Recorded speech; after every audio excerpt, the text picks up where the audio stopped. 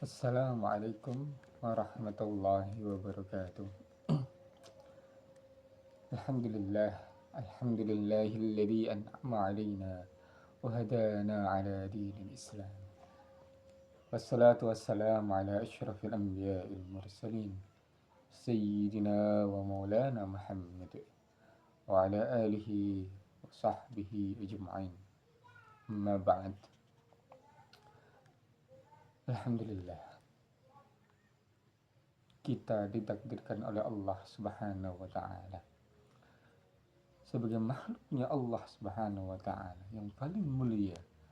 Bahkan kata Allah, manusia adalah makhluk termulia dari ciptaan Allah selainnya. Entah itu jin, entah itu hewan dan tumbuhan, bahkan malaikat sekalipun kalah mulianya dengan kita manusia. Tapi manusia seperti apa? Manusia yang ditakdirkan oleh Allah Subhanahu wa taala menjadi insan yang memeluk agama Islam, agama yang dibawa oleh Rasulullah Sallallahu Alaihi Wasallam, umat terbaik yang bahkan dirindukan dan diinginkan oleh seluruh nabi yang berjumlah 124.000 dan 313 rasul. Semua berkeinginan untuk menjadi umatnya Rasulullah Sallallahu Alaihi Wasallam. Agama Islam yang dibawa oleh Rasulullah Sallallahu Alaihi Wasallam adalah agama yang begitu indah, agama dengan penuh kedamaian, agama yang seharusnya menjadi tolak ukur atas segala sendi-sendi yang ada di dunia ini. Yang jika seandainya seluruh umat Rasulullah Sallallahu Alaihi Wasallam meresapi dan merasakan sense of belonging dari agama itu sendiri, bagaimana rasa dan jiwa menjadi seorang pengikut Muhammad Sallallahu Alaihi Wasallam, maka tentu nilai-nilai Islami itu akan bisa kita raih, itu akan bisa kita praktekkan dan kita aplikasikan ke dalam kehidupan kita secara sosial. Bagaimana kita bersosial kepada seluruh lapisan-lapisan masyarakat yang ada di dunia ini. Ma'asyiral muslimin rahimakumullah. Sejatinya Islam mengajarkan kita tentang kedamaian. Maka sesungguhnya misi termulia dari Rasulullah baginda Muhammad sallallahu alaihi wasallam adalah menjadi rahmatan lil alamin, rahmat bagi seluruh alam semesta ini. Akhir-akhir ini kita banyak menyaksikan banyaknya konflik-konflik yang terjadi. Bahkan konflik tersebut antar sesama umat muslim.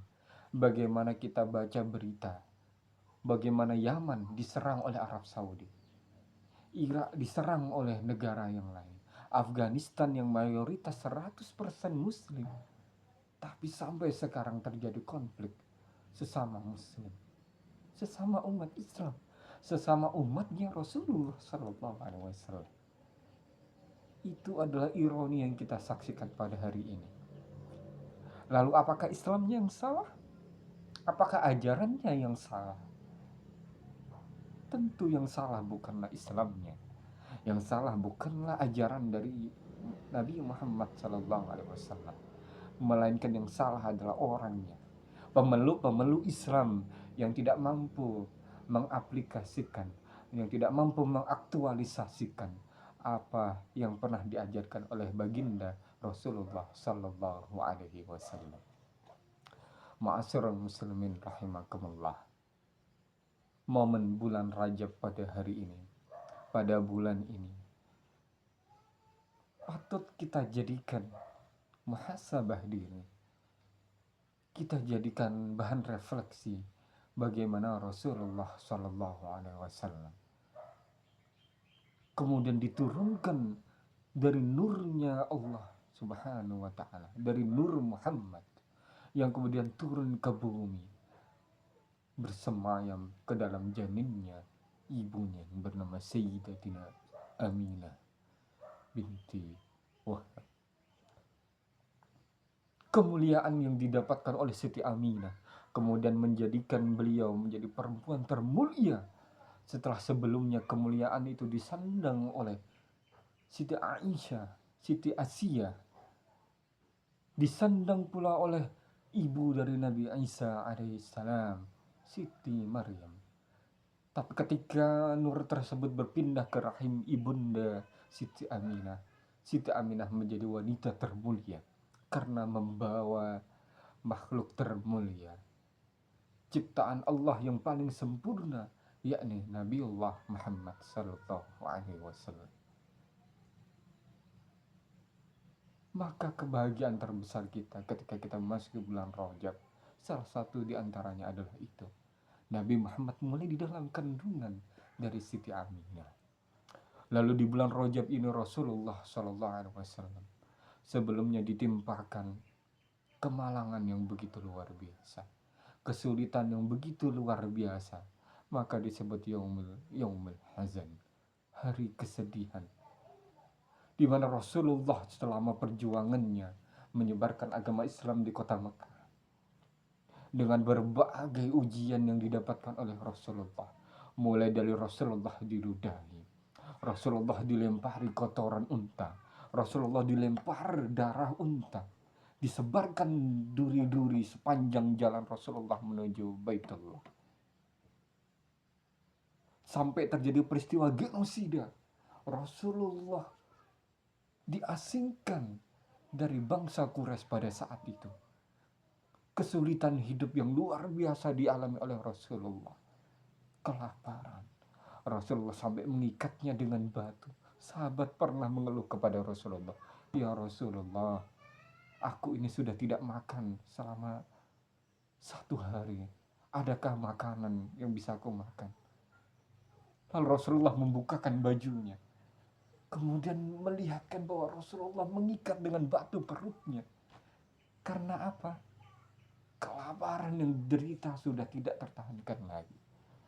Proses genosida yang dilakukan oleh bangsa Quraisy pada saat itu menyebabkan Rasulullah beserta keluarganya, beserta sahabat-sahabat yang mengikuti Rasulullah, kelaparan.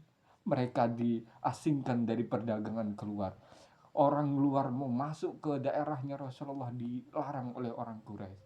Orang yang mengikuti Rasulullah dilarang berbelanja di pasar-pasar Mekah. Selepas peristiwa genosida itu kemudian, tak lama Rasulullah ditinggal wafat oleh pamannya yang menjadi pelindungnya setelah kakeknya wafat di umur 8 tahun. Kemudian tak lama setelah itu Rasulullah ditinggal kembali oleh istrinya Sayyidatuna Khadijatul Kubra yang telah mewakafkan seluruh hartanya kepada Rasulullah. Seluruh hartanya diwakafkan kepada Rasulullah dalam perjuangan untuk menyebarkan agama Islam. Sayyidatuna Khadijah, perempuan termulia yang mendampingi Rasulullah saat Rasulullah berada di Gua Hira. Pagi dan sore Sayyidatuna Khadijah mendaki bukit, mendaki Gua Hira tersebut untuk mengantarkan makanan. Sedih bukan main Rasulullah Shallallahu Alaihi Wasallam sepeninggal dari 2 orang pelindung tersebut. Lalu beberapa bulan kemudian Rasulullah hendak menghibur diri menuju kota A yang begitu indah, yang sampai sekarang kita bisa saksikan jika Bapak Ibu berangkat haji dan umrah. Kota Taif namanya, berjarak sekitar 90 km dari kota Mekah. Rimbun dengan pepohonan, pohon kurma, rumput-rumput hijau, udara yang begitu sejuk. Sungguh niat Rasulullah ingin berdakwah dan juga menikmati keindahan alam di kota Taif. Namun, apa yang terjadi? Dalam proses dakwahnya Rasulullah ditolak mentah-mentah, bahkan oleh kepala suku Taif tersebut. Rasulullah kemudian dilempari batu. Anak-anak kecil meneriakkan, "Muhammad Majnun, Muhammad Majnun." kesedihan bukan kepalang dirasakan oleh Rasulullah. Rasulullah keluar dari kota Taif sambil berlumurkan darah. Sampai arsy Allah berguncang luar biasa. Malaikat Jibril dipanggil Allah, wahai Jibril, kekasihku dilempari batu oleh orang-orang Taif.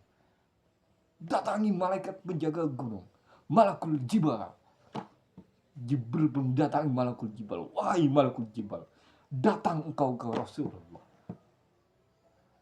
Saksikanlah bahwa Rasulullah telah dilemparin batu oleh penduduk kota Taif. Lalu Malakul Jibal mendatangi Rasulullah. Ya Rasulullah, aku diutus oleh Jibril untuk datang kepadamu. Aku akan mengikuti apapun perintahmu. Jika engkau perintahkan aku untuk menghidupkan penduduk Taif dengan gunung tersebut, niscaya akan kulakukan. Tapi apa jawaban dari Rasulullah?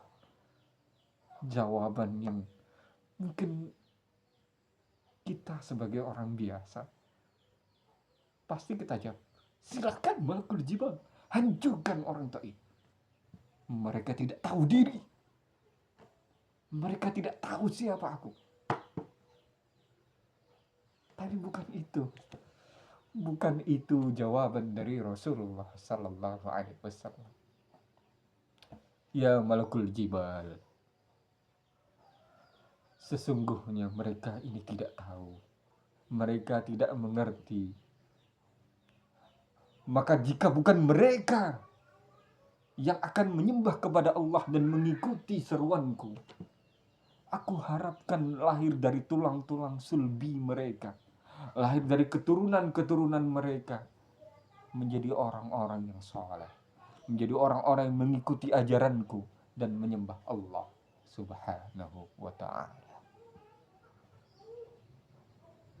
Maka benar ketika Rasulullah intiqal ila rafiqil a'la, digantikan oleh Sayyidina Abu Bakar As-Siddiq, terjadi peristiwa pemurtadan yang luar biasa. Banyaknya orang-orang Mekah pada saat itu keluar dari agama Islam karena menganggap Rasulullah telah wafat. Maka tidak ada lagi Islam. Tapi ada satu kota di mana satu pun tidak ada yang murtad. Kota tersebut adalah kota Taif. Ma'asyiral muslimin rahimakumullah.